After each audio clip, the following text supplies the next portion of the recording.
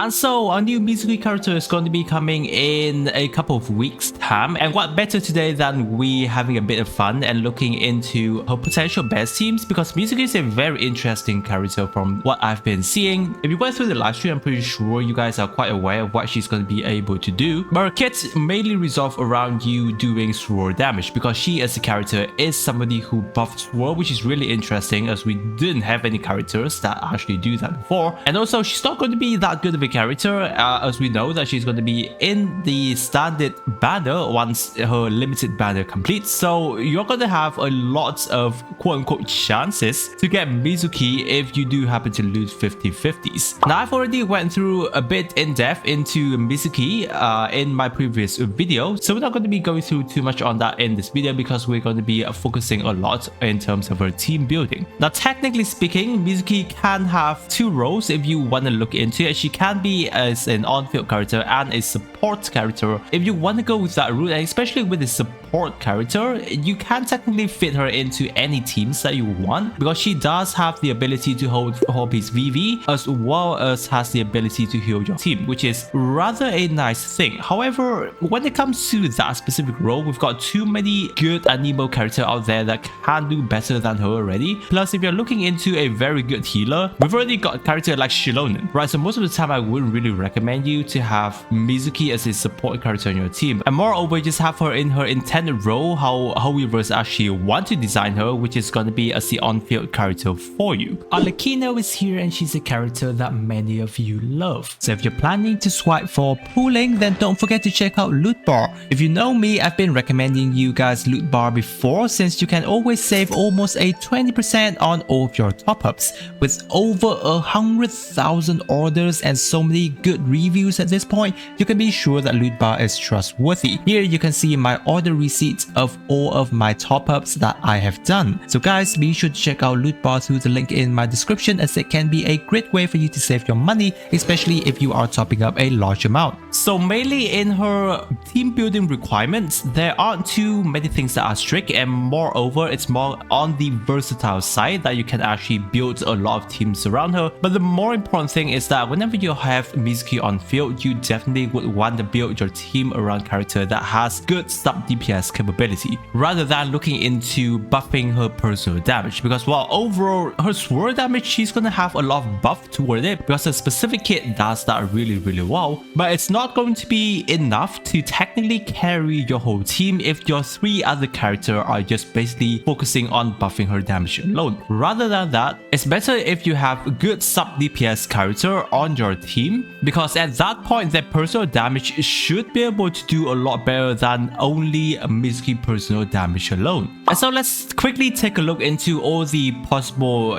sub DPS character that we have in the game, so that may actually help you out in terms of which character to choose depending on whether or not you have those characters available on your account. Now if we look into Hydro characters, the only character that have the ability to do damage off field are Furina, who's going to be the best. Character like Yayla, Xingqiu especially, these two characters are very good, but unfortunately Mizuki isn't going to be doing no more attack, so they're pretty much useless on Mizuki team. Kokomi is going to be the next character. While she doesn't do much damage through her jellyfish, but she has good hydro applications, so while at least we can consider that. And I think the other character is just going to be Ayato, because his elemental burst has okay damage, but it does create you a pretty nice field of applying hydro applications onto your enemies, which is rather consistent, so I think that's nice when it comes to okay hydro applications. And then the rest, Mona, Barbara has a little bit of it, but honestly speaking, I wouldn't really use these two characters, because especially Mona, she really has like 5 seconds of hydro, so it's not really going to be that good. Now, Electro on the other hand has a slightly more diversity in terms of which character to use when it comes to off-field damage, right? You've got obviously Yai Miko, you have her invested. Right, Fischl, definitely a consideration. Auroron, probably one of the best characters to be on the team in terms of, he has decent damage, electro application, as well as Synesthesia buff. Kuki Shinobu is going to be a great character when it comes to, either if you're using in Aggrevate or especially Hyperbloom Mizuki, if you're planning to go down that route, is a pretty decent character. Right, Raiden Shogun is okay too, while her E skill doesn't do much damage. But again, if you're using Mizuki and Hyperbloom team, then Raiden Shogun is a nice consideration. And obviously the end is going to be Lisa as well. Lisa is going to be a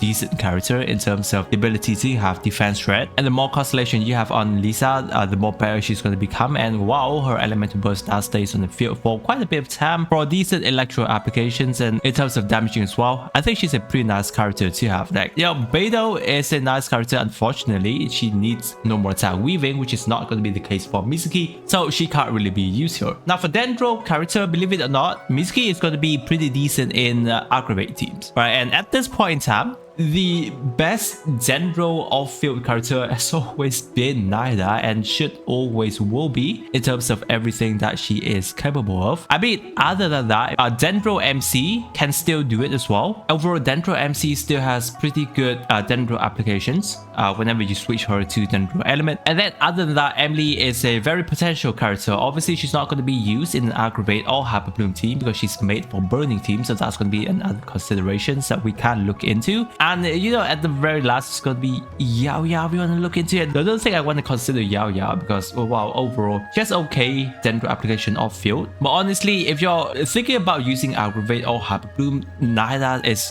going to be the only character most of the time because of the amount of EM she's going to be able to buff through her passive talent. And while obviously if you do have the thousands of floating dreams on her, then yeah, you're going to be able to give your team more EM, and that goes toward Mizuki as well, which is rather nice in terms of EM buffing for her. Well, for Pyro character, at this point in time, we have so many Pyro characters, but like, you know what, most of them are basically made for DPS type of gameplay, right? Hu Tao, Alekino, Linis, Mavuika, Diluc, those type of character. But in terms of off-field, Xiangling has always been and most likely will always be the best in terms of consistent Pyro applications, a lot of Pyro applications as well. And the fact that she does not have any ICD is just still too overpowering for most of the sub DPS content when it comes to Pyro character. Other than that, Mavuika has decent potential for Pyro off-field applications. She does have decent buffing for your team with her passive talent. Dia is also obviously a potential because she does have pretty reliable Pyro off-field application for you guys. So if you have a decent Dia, you can take that into consideration. Now, Bennett is obviously not a character that has any Pyro application most of the time, but he is still obviously going to be a consideration because of how much damage buffing he potentially is going to be. Now, he wouldn't really buffing Mizuki directly because, attack percentage buffing doesn't go towards rolling, as that is mostly for EM buffing. However, if he is paired up with other character on your team, like if you have Xiangling, then you can potentially snapshot that. So that still is definitely a consideration. Now, when it comes to Cryo characters, we do have a number of them, which you can take into consideration. One of that is definitely going to be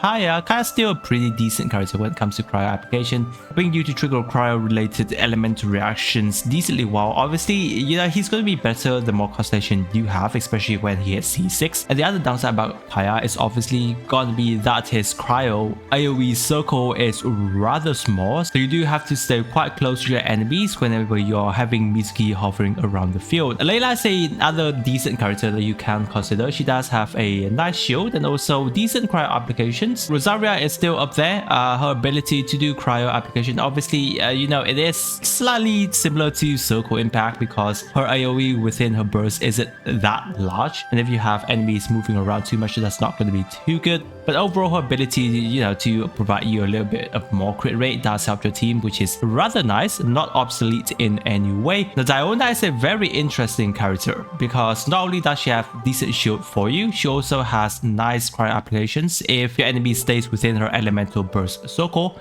However, when it comes to Diona, if you have her at a C6, now that gets interesting because the 200 EM increase for your Mizuki is gonna be quite insane. Not to mention, if you are using a Xiangling on Diona team as well, Xiangling is going to be able to snapshot that. So, there's going to be a potential in terms of melt team here and there whenever we look into it in a bit. But Diona, when it comes to Cryo Support character, I feel that she has a lot of potential on a Mizuki team. Otherwise, Citlali is probably hands down one of the best Cryo Support character on Mizuki, especially when it comes to having her on a freeze team or a melt team. because obviously that's what Citlali do, right? She has Pyro and Hydro resistant shred whenever your characters do those elemental reactions. Moreover, she does have access to Taser floating dreams to, provide your team a bit more EM towards your Mizuki specifically, so that is kind of nice. And then while you still want to consider it, right, Ganyu in her elemental burst does have cryo application and she do deal damage off of that, so while that's obviously another consideration for you to look into. And then there are obviously Anemo character if you want to look into it. Mizuki can be in a double Anemo team, though obviously I don't recommend it many of the time because Anemo resistance doesn't really help you, plus Anemo character personal damage really isn't that high, and obviously we don't have any other off-build Anemo character to support Mizuki. Technically speaking, there is Venti because his elemental burst does count as off-field support in some way, and obviously he will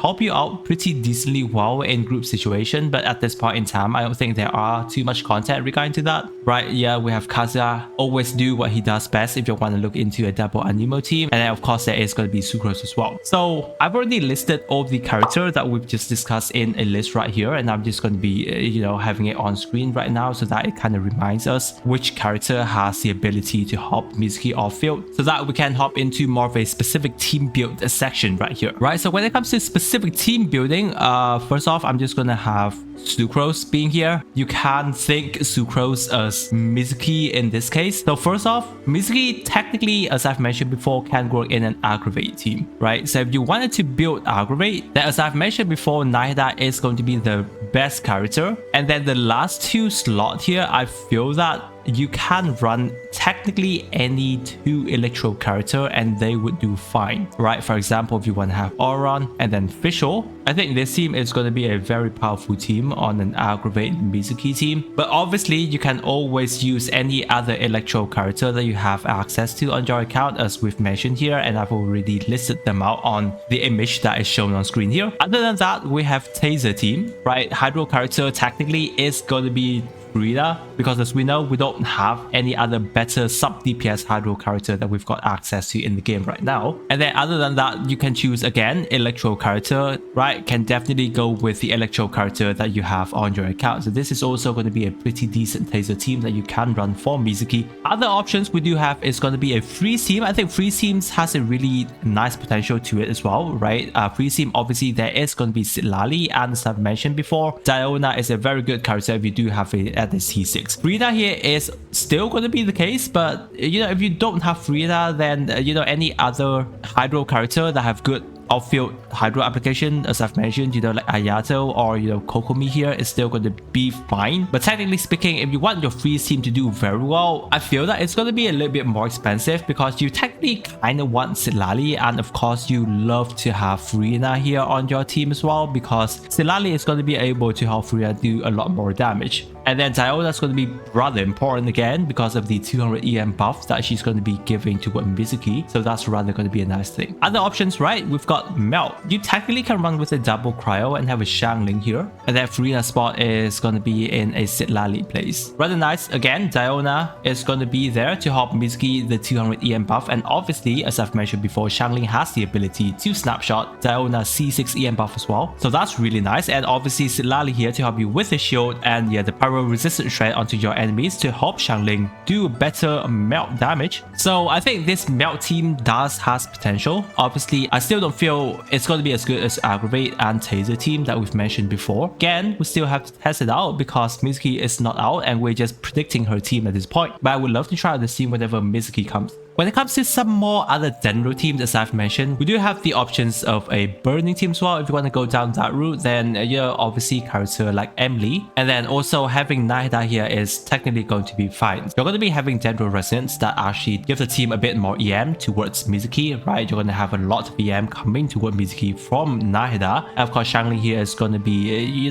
keeping the burning aura alive so that Emily does have a lot of sub DPS damage for you. And other than that, right, Nahida is still going to do her off-field damage as well. So I think this is a decent team for her. You technically would love to have Emily here because she is made for a burning team, because this team is more going to work relying a lot on your personal sub DPS damage alongside with Mizuki as well, right? So it is a more invested team if I'm looking into it. However, if you do have these characters available on your account, I feel that it's going to be an interesting team for us to try out. Other than that, Hyperbloom, Nahida is obviously has to be there. You know, other characters, you're probably Kokomi, but if you want still have good sub DPS damage, Rina, and obviously Kuki Shinobu or Raiden Shogun. I think this team is fine. Obviously, it's not going to be as good as Aggrevate, but if you want to go down this route and play around with it, I still feel it's okay. You will still be able to do decent Hyperbloom numbers. You won't be able to have any specific buffing elemental reactions toward it, but while if you want to force playing Hyperbloom, I feel that this team is still going to work. Right, for double Anemo team, as I've mentioned before,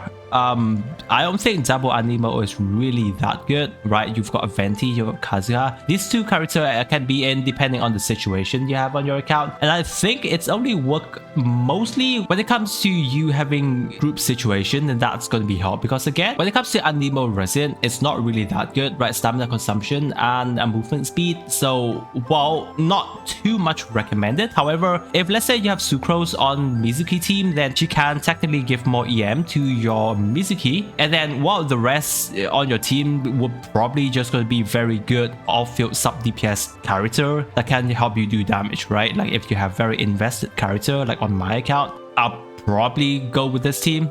But again, I don't really recommend double Anemo because I don't really see too much of a reason to go with this lot. Rather than just have another very good sub DPS character from other element that you can build your characters around with. And then lastly, if you want to force a Burgeon team, I don't think Burgeon Mizuki is really good. But if you want to go down with that route, you can like have, you know, Shangling, Ayato, and then Nahida. You know, play around with it. I think it might be fun, but honestly speaking, probably one of the worst team out there from my prediction right now when it comes to Mizuki team building. So obviously I would really recommend you guys go with this, but if you want to play around with it, it has potential. I will try this team out whenever she comes, but again, we already have a lot of other better options when it comes to a Mizuki team building. So those guys I think are most of the Mizuki teams that we have at this point in time. Obviously, we still have to wait until she comes because this is only a prediction video on her team, so that we can kind of have fun and mix and match every character that can possibly be on her team right now to see about it. So hopefully the video have been rather helpful to you. If you do have any other team comp potentially for Mizuki, leave it down in the comment sections. I always love to discuss more with you guys. Now guys, if you're still having trouble looking into which character to pull in patch 5.4, then I again have a very in-depth video going through that to help you guys out. I really appreciate you guys staying with me to this part of the video guys, and with that I wish you a super day and I will catch you on my next video.